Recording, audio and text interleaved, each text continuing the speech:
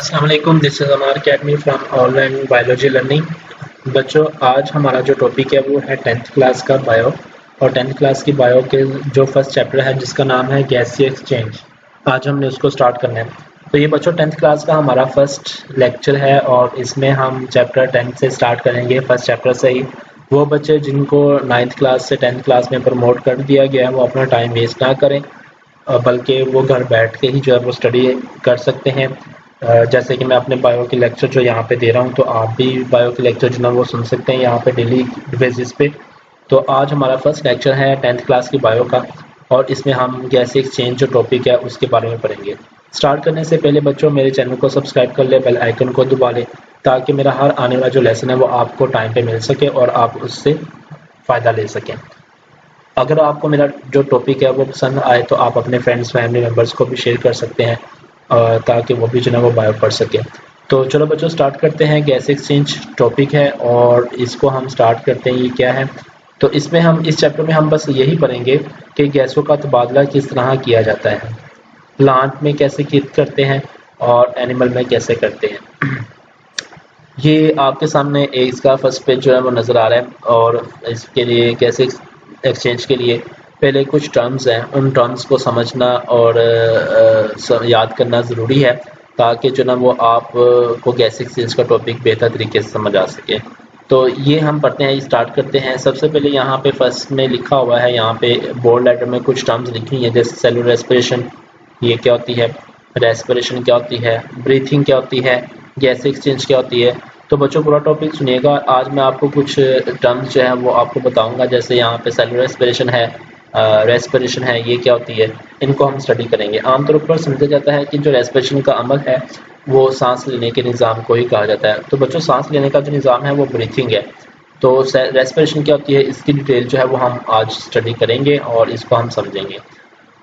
तो स्टार्ट करते हैं। कहते हैं कि क्लास 9th में ये तो छोड़ दें, आप क्लास 9th में चैप्टर नंबर 7 में एटीपी के बारे में पढ़ चुके हैं कि एटीपी क्या होती है।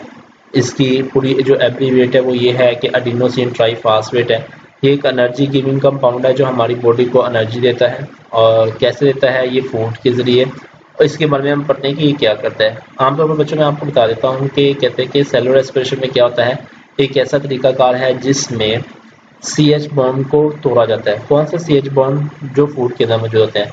तो बच्चों आप जितना भी खाना खाते हो, चाहे पिज़्ज़ा है, बर्गर है, बिरयानी है, कोई भी आप खाना खा रहे हो, उस खाने के अंदर ना CH बॉन्ड होते हैं, ये कार्बन और हाइड्रोजन के बॉन्ड होते हैं। तो जब वो हमारी बॉडी में जाता है खाना, तो हमारी बॉडी में उसको डाइजेस्ट किया जाता है, हजम किया जाता है। डाइजेस्ट करने के बाद उसमें से एनर्जी निकाल जाती है। वो जो एनर्जी निकालते हैं वो ये CH बॉन्ड के जरिए ही निकालते हैं। इनको ब्रेक डाउन किया जाता है। जब इनको ब्रेक डाउन किया जाता है तो एनर्जी रिलीज होती है। उस एनर्जी को जो हम अपनी एक्टिविटी के लिए इस्तेमाल करते हैं। Broken by the oxidation reduction reaction. Oxidation reduction reaction भी आप पढ़ चुके हो चैप्टर नंबर 7 में ही। ऑक्सीडेशन रिएक्शन जिसमें ऑक्सीजन रिमूव हो, हाइड्रोजन ऐड हो, इलेक्ट्रॉन रिमूव हो, उसको हम ऑक्सीडेशन कहते हैं, रिडक्शन कहते हैं। और ऑक्सीडेशन जिसमें ऑक्सीजन ऐड हो, हाइड्रोजन रिमूव हो, उसको हम ऑक्सीडेशन कहते हैं।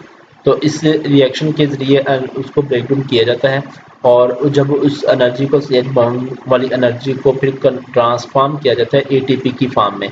और ये भी आप पढ़ चुके हैं कि ATP क्या होता है। एडिनोसिन ट्राइफॉस्फेट होते हैं, इसमें टाइड बॉन्ड होते हैं जो ब्रेक डाउन होते हैं तो वो हमें एनर्जी देते हैं। वो तकरीबन 7.3 kilo calories per tide bond से हमें एनर्जी मिलती है। इन एरोबिक रेस्पिरेशन उनको कहते हैं कि जिसमें ऑक्सीजन इन्वॉल्व हो, यानी कि ऐसी रेस्पिरेशन जो ऑक्सीजन की मौजूदगी की वजह से ब्रेक डाउन हो, उसको हम कहते हैं aerobic respiration. Oxygen is used, यहाँ इसको आप ब्रैकेट में कर सकते हो बच्चों, यही इसका मतलब है। एरोबिक रेस्पिरेशन का मतलब है ऑक्सीजन इज यूज्ड, जिसमें ऑक्सीजन इस्तेमाल हो। And there is complete oxidation of the food material, और इसमें मुकम्मल तौर पर फूड को ऑक्सीडेशन किया जाता है, यानी कि ब्रेक डाउन किया जाता है। और वही खाना जब डाइजेस्ट होता है उसमें से ब्रेक डाउन करके ATP निकाली जाती है और उसको हम अपनी लाइफ एक्टिविटी के लिए इस्तेमाल करते हैं। इसी वजह से हम जिंदा रहते हैं। इसी को हम कहते हैं respiration. Organism gate oxygen need for respiration. Organism को ऑक्सीजन की जरूरत होती है सेलुलर रेस्पिरेशन करने के लिए। तो बच्चों ये रेस्पिरेशन का जो अमल है ये ऑक्सीजन की मौजूदगी की वजह से होता है। मैं आपको थोड़ा सा और डिटेल में बता देता हूँ, ये समझेगा ज़रा कि जब हम खाना खाते हैं तो खाना तो हमारी बॉडी में चला जाता है। अब उसको ब्रेक डाउन किया जाता है, डाइजेस्ट किया जाता है और ब्रेक डाउन किया जाता है, उसमें से एनर्जी निकाली जाती है। जब उसमें से एनर्जी निकाली जाती है, एनर्जी निकालने का जो अमल है ये होता है ऑक्सीजन की वजह से, ठीक है। तो अगर ऑक्सीजन ना हो तो फिर ब्रेक डाउन होने का अमल भी नहीं हो सकता। तो आपको पता ही है कि हम तो 24 आवर्स जो है ना वो हम सांस लेते रहते हैं। तो जब हम सांस अंदर लेके जाते हैं तो अक्सर में हम क्या लेके जा रहे होते हैं, हम ऑक्सीजन अंदर लेके जा रहे होते हैं। तो ऑक्सीजन जो है वो हमारी बॉडी में मौजूद होती है, खाना भी हम खा लेते हैं। तो ऑक्सीजन की मौजूदगी की वजह से फिर एरोबिक्स रेस्पिरेशन होती है और एरोबिक रेस्पिरेशन की वजह से फिर हमें एनर्जी मिलती है, एटीपी मिलती है, हम जिंदा रहते हैं, हम अपनी लाइफ एक्टिविटी जो है वो परफॉर्म कर सकते हैं। तो इसी को हम कहते हैं रेस्पिरेशन। अब यहाँ पे ये जो टर्म है, बहुत सारे बच्चे पूछते हैं मेरे से कि सर रेस्पिरेशन और सेलुलर रेस्पिरेशन इन दोनों में क्या फ़र्क है। तो बच्चों मैं आपको बता देता हूँ, दोनों में इतना फ़र्क कोई भी नहीं है। वही रेस्पिरेशन है, वही ये भी सेलुलर रेस्पिरेशन है, मतलब कि वो प्रोसेस यही हो रहा है जो मैंने अभी आपको बताया। लेकिन इसमें ये है कि ये रेस्पिरेशन का अमल हमारी पूरी बॉडी में जो चल रहा है, जैसे कि सेलुलर रेस्पिरेशन होता है कि सेल के अंदर होने वाली रेस्पिरेशन जो कि माइटोकॉन्ड्रिया परफॉर्म करते हैं, उसको हम सेलुलर रेस्पिरेशन कहते हैं।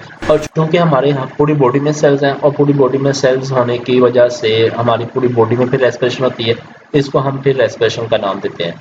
तो जो सेल्स के अंदर होती है उसको हम सेलुलर रेस्पिरेशन का नाम देते हैं। तो बस यही फ़र्क है और कोई फ़र्क नहीं है। आई कह रहा है कि from there movement environment to provide it the cells the carbon dioxide produce during the respiration. अच्छा, इसका जो ये पूरा का पूरा वही बता रहा है, एक रिएक्शन है। रिएक्शन ये है कि जब हम खाना खाते हैं, खाने का फार्मूला आता है ग्लूकोज C6H12O6। ये ग्लूकोज है, ये फूड है हमारा जो हम खा रहे होते हैं। जब हमारी बॉडी में जाता है तो इसको चाहिए ऑक्सीजन। जब ऑक्सीजन भी हमें इसको मिल जाती है।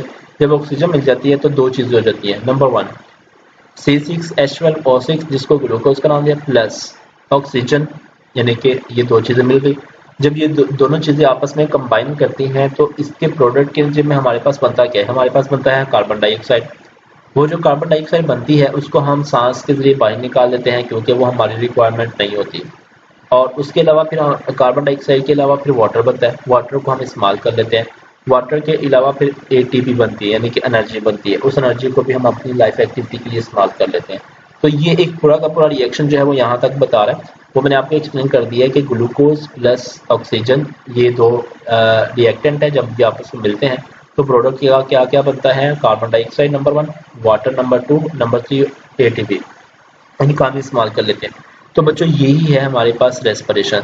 तो यही इंपॉर्टेंट क्वेश्चन है फर्स्ट चैप्टर यानी कि फर्स्ट पैराग्राफ में ही आपने पूरा का पूरा एक इम्पोर्टेंट शॉर्ट क्वेश्चन पढ़ लिया कि what do you mean by respiration, या how respiration occur in our cells, या what do you mean by the cellular respiration. इस तरह के क्वेश्चंस आपको पूछ सकता है। तो आपको पता होना चाहिए कि सेलुलर रेस्पिरेशन में क्या फ़र्क है।